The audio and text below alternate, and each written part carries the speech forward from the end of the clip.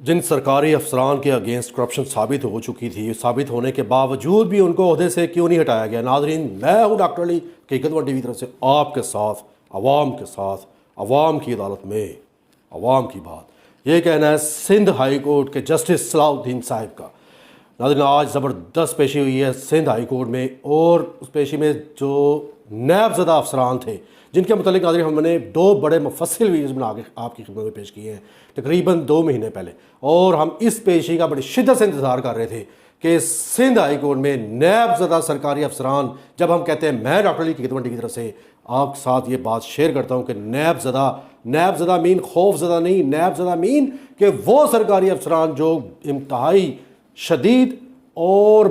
बुरी तरह जकड़ में आ गए थे नैब की, और उन पे साबित हो गई थी करप्शन, उन्होंने करोड़ों रुपए की करप्शन की थी, और उन्होंने फिर प्ली बार्गेन का सहारा लेते हुए अपनी जान छुड़वाई थी। यानी कि प्ली बार्गेन से मुराद कि नैब के साथ उन्होंने गोल्डन हैंडशेक किया, और जो भी उनके ऊपर करप्शन साबित हुई थी या नैब की डिमांड थी कि अगर आप इतनी अमाउंट जो है वो सरकारी खजाने में जमा करवा देंगे तो we will let you go, कि आपके ऊपर जितने भी इल्ज़ामात हैं या केसेस जो है ड्रॉप कर दी जाएंगे, you will be set free. मगर इसका मतलब ये नहीं था कि वो दोबारा अपनी जॉब्स को रिज्यूम करते या रिज्यूम करने में कामयाब रहते, या उसको मुकम्मल ऐसे ही लिए के चलते जिस तरह वो लेके चल रहे थे। यही कहना है आज की हेयरिंग में जस्टिस सलाहुद्दीन साहब का सिंध हाई कोर्ट में। और नाज़रीन, बड़ी वैलिड बात है वो इस तरह कि सिंध हाई कोर्ट में जस्टिस सलाहुद्दीन साहब ने ये जो वैलिड पॉइंट उठाया है, वो जब उनको सबको ऑर्डर्स गए हुए थे कि आज की तारीख में सब लोगों ने, जितने भी महकमे के जो सरकारी अफसरान जिनके ऊपर माजी में नैब के केसेस बने थे करप्शन के, और साबित हो चुकी थी करप्शन, इल्ज़ामात साबित हो गए थे, प्ली बार्गेन हो चुकी थी, उन लोगों को जवाब तलबी के लिए सिंध हाई कोर्ट में बुलाया गया था जस्टिस सलाहुद्दीन साहब ने, और नोटिस ही सबके गए हुए थे। मगर उसके बावजूद भी कोई बंदा वहां पे पेश नहीं हुआ। ऑब्वियसली जितने भी सरकारी अफसरान हैं नाज़रीन, इन लोगों के वहां पे फोकल अफराद मौजूद होते हैं, फोकल पर्सन जिसको कहते हैं, जितने भी सरकारी इदारे हैं। Let me add something into your knowledge right now, right on the spot. वो ये कि जितने भी सरकारी इदारे हैं पाकिस्तान में, उनके फोकल पर्सन यानी कि एक एक नुमाइंदा कोर्ट में, जैसे high court, Punjab high court, Islamabad high court, इसी तरह सिंध हाई कोर्ट, हर कोर्ट में उनका एक फोकल पर्सन मौजूद होता है। तो जब वहां पे महकमा जंगलात का फोकल पर्सन जो था, उससे पूछा गया कि भाई क्या वजह है कि क्यों नहीं ये लोग पेश हुए, और वहां पे जो प्रोसिक्यूटर था, सरकारी वकील, उससे भी जस्टिस सलाहुद्दीन साहब ने जब ये इस्तिफार किया, पूछा कि आज की तारीख थी, कहाँ है वो सब लोग जिनको हमने बुलाया था, नोटिस दिए हुए थे। Only one focal person was there at present, महकमा जंगलात का, और उसका कहना था कि योर ऑनर, हमें तो नोटिस ही कल रात मिला है। तो इस बात पे जस्टिस सलाहुद्दीन साहब इंतहाई गुस्से में आ गए, और वाकई उनका आना भी बनता था। और उन्होंने जो रिमार्क्स दिए नाज़रीन, बड़े सेंसेबल और रीजनेबल और बड़े वैलिड जो रिमार्क्स थे, वो ये कि क्या तुम लोग इतने कई 100 साल पीछे की जिंदगी में रह रहे हो कि जहां पे कोई पैदल घोड़ों पे जाके या पैदल चल के आप लोगों को जो नोटिस देगा अदालत का, या इतना लंबा कोई सफर तय करेगा पैदल चल के कि जो आप तक कई महीने लग जाएंगे उसको पहुंचते हुए, नोटिस देते हुए, ये किस दौर की आप बात करते हो? तो उसको शट अप कर दिया उन्होंने जस्टिस सलाहुद्दीन साहब ने कि ये क्या नॉनसेंस किस्म का एक्सक्यूज जो आप पेश कर रहे हो, इट्स नॉट एक्सेप्टेबल, ये बिल्कुल काबिल कबूल नहीं है चीज़। और फिर उन्होंने फौरी तौर पे ये रिमार्क्स भी दिए सिंध हाई कोर्ट के जस्टिस सलाहुद्दीन साहब ने कि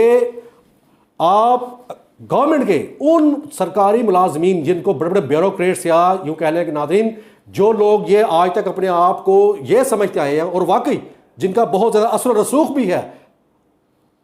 एक ग्रुप बंदी भी है इनकी, ये ब्यूरोक्रेट्स, इसके ऊपर नाज़रीन ब्यूरोक्रेट्स पे, पाकिस्तानी ब्यूरोक्रेट्स पे मैंने डॉक्टर अली की खिदमत की तरफ से नाज़रीन 3 मुफस्सिल वीडियोस बना के आपकी खिदमत पेश की है। वही मुलाज़ा कीजिए, अगर आप स्क्रॉल डाउन करेंगे आपको सारी वीडियोस भी नजर आएगी। Let's not lose the subject नाज़रीन। वो ये वापस आते अपने मौजूद की तरफ, जो सरकारी अफसरान है ब्यूरोक्रेट्स, ये वो ब्यूरोक्रेट्स हैं जिन्होंने गवर्नमेंट ऑफ पाकिस्तान को मफलूज करके रखा हुआ है। यानी कि government of Pakistan has never no power to take no decision whatsoever। इसलिए तो ये मुल्क और इस मुल्क की कौम के दिमागों का भी बेड़ा गर्क हुआ पड़ा है, क्योंकि एक तो हम जहनी तौर पे गुलाम पैदा हुए। I'm really sorry to say that, I'm very sorry to say that,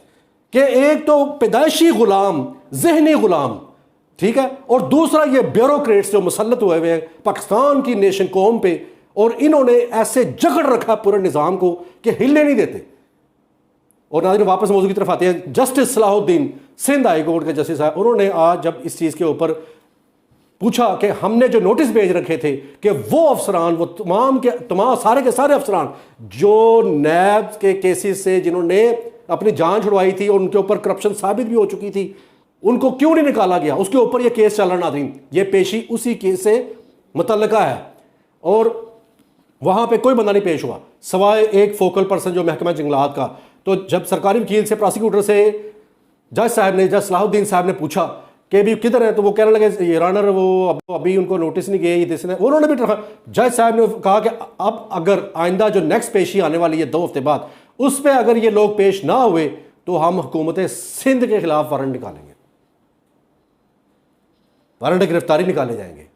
और उनको हथकड़ियाँ लगा के घसीट के अदालत में पेश किया जाएगा और उनको पेश होना पड़ेगा। और फर्स्ट ऑफ ऑल जो कि जिस चीज़ को स्ट्रेस किया, जिस चीज़ के ऊपर जोर दिया जस्टिस सलाहुद्दीन साहब ने कि ये किस किस्म का नॉनसेंस है, ये किस किस्म की बेवकूफ़ाना या अहमकाना हरकत है कि जिस शख्स पे जुर्म जो है वो साबित हो गया, जुर्म साबित होने के बावजूद भी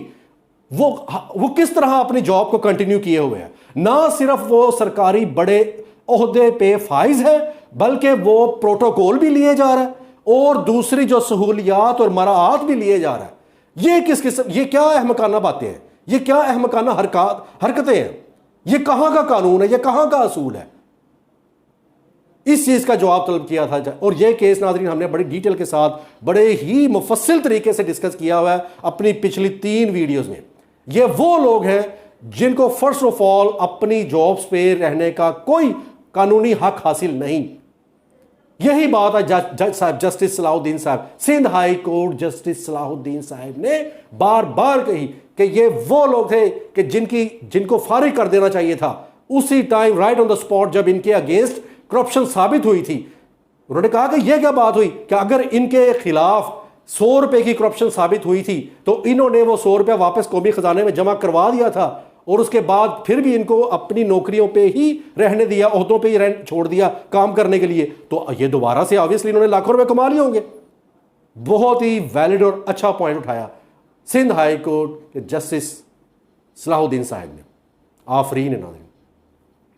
इससे यह बात साबित होती है कि पाकिस्तान में अभी भी ईमानदार और लॉयल, हार्ड वर्किंग, ऑनेस्ट जजेस मौजूद हैं, जिस वजह से पाकिस्तान की अदलिया के निज़ाम अभी तक चल रहा है और सही चल रहा है। इंशाअल्लाह ताला अल्लाह ताला ऐसे ही रखे, उनको साबित कदम रखे, आमीन सुम्मा आमीन। नाज़रीन, बड़े सख्त ऑर्डर की इशू की है जस्टिस सलाहुद्दीन साहब ने सिंध हाई कोर्ट में कि अगर अगली जो पेशी 15 दिन बाद उस पर ये लोग जितने भी वो सरकारी मुलाजमीन स्पेशली सिंध के पूरे सूबा सिंध के जिनके खिलाफ करप्शन साबित हुई थी माजी में और उन्होंने प्री बार्गिन ली थी या जुर्म साबित होने के बाद जो भी उनको सजाएं हुई उसके बावजूद वो अपनी जॉब्स पे रहे या उनको जॉब से नहीं हटाया गया, उन सबको बुलाया कोर्ट में और साथ में उन महकमों के जो बड़े बड़े आला अफसरान हैं और साथ में सिंध हाई कोर्ट के जो सिंध गवर्नमेंट के स्पोक्स पर्सन को भी कि इस चीज़ का जवाब तलबी की गई है। क्यों? क्योंकि जस्टिस सलाहुद्दीन साहब का कहना है और वाकई ये बात हक बात भी है, सच बात भी है नाज़रीन, कि किन्होंने इनको ये राइट दिया, किस शख्स ने, किस कानून के तहत इनके पास ये हक हासिल है कि ये जुर्म साबित होने के बावजूद भी, करप्शन साबित होने के बावजूद भी ये अपने ओहदों या जॉब पे रहें, ना सिर्फ जॉब पे ओहदों पे रहें बल्कि ये सहूलियात, मराहत और प्रोटोकॉल से भी फ़ायदा उठाते रहे मसलसल और बोनसेस वगैरह भी लेते रहे और पता नहीं कितने लाखों करोड़ों इन्होंने ऊपर की कमाई जिसको कहते हैं फिर बना लिया होगा।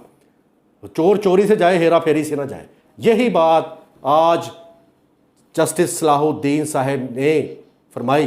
कि इन लोगों को तो काफ़ी अर्सा पहले घर भेज देना चाहिए था और इनकी जगह पे ऐसे ओहदेदारान या ऐसे सरकारी आला अफसरान की जगह पे उन लोगों को भर्ती करना चाहिए था कि जो इसके काबिल थे, इस ऐसी नौकरियों के, ऐसी जॉब्स के, जिनके अंदर ऐसी सलाहियतें जो इस मेरिट पे पूरा उतरते थे। नाज़रीन, यही वो वजूहात है। This is the reason why Pakistan has left so behind compared to many other countries in the world कि पाकिस्तान क्यों इतना पीछे रह गया। कहते हैं कि जी ये सीनियरिटी है कि ये बंदे ने CSS कर रखा है और CSS करने के बाद ये इसने जॉब ली थी और उसके बाद इसके ऊपर नैब ने रेफरेंस दायर किया और वो जो नैब ने रेफरेंस दायर किया था वो जुर्म साबित भी हो गया, मगर इसको हटाया ही नहीं क्योंकि इसने CSS कर रखा। Oh my God, what a nonsense. यही बात आज सिंध हाई कोर्ट के जस्टिस सलाहुद्दीन साहब ने जोर दे के कही कि ऐसा हरगिज़ नहीं होना चाहिए। ख्वाह उसने कुछ भी कर रखा है, ख्वाह उसका कुछ भी ग्रेड है, अगर वो उसने कानून की खिलाफ वर्जी की थी और वो बात कानून और आइन के मुताबिक साबित भी हुई और उसके बाद उसने एडमिट भी की उस जुर्म करने वाले ने और फिर उसने वो जुर्माना या हर्जाना जमा भी करवाया कौमी खजाने में, तो उसको उस जॉब पे रहने का कोई हक हासिल नहीं, बल्कि कानून के मुताबिक उसको घर भेजना चाहिए था। नाज़रीन, जो भी मज़ीद पेशरफ्त होगी इस केस के मतलब हम आपके साथ, मैं डॉक्टर अली की खिदमत की तरफ से आपके साथ फ़ौरन शेयर कर देंगे इंशाल्लाह। दुआ में याद रखिएगा और अपना ख्याल रखिएगा। Take care of yourself and people around you. अल्लाह निगहबान।